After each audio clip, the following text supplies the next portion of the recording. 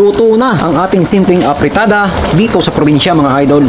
Liempo mga idol, ginayat ko na mga ricado at ayan sama-sama na sila para basta ko na lang siya ilalagay. Kompleto yan, meron siyang sili, meron din siyang pickles, meron din siyang beans, and then meron siyang tomato sauce. Ayan po ang patatas.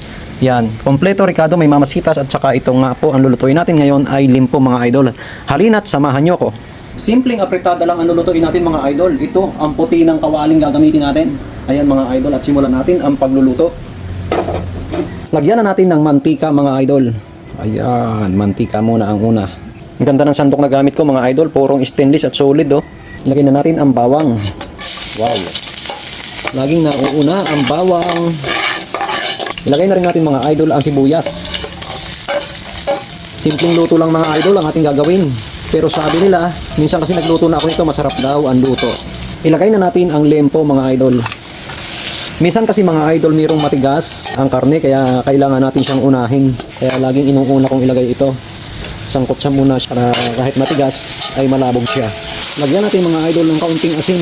Ngayon, nilagyan natin mga idol ng buong paminta. Buo na lang ang nilalagay ko. Hindi po ako naglalagay dyan ng durog na paminta at maraming lahok.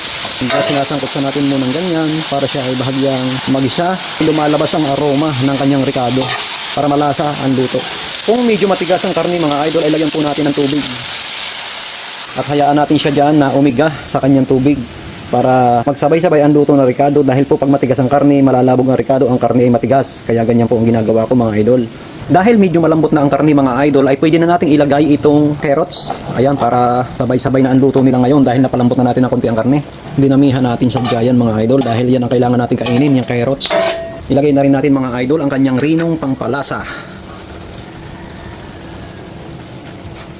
Yan ang rino mga idol. Ilagay na rin natin mga idol ang pickles. Take note mga idol, ito nga po palang pickles ay piniga ko ng kaunti. Dahil po yung pickles mga idol, yan po ay medyo may asim na kaunti yan. Kaya piniga ko ng kaunti para hindi sumubra ang asim.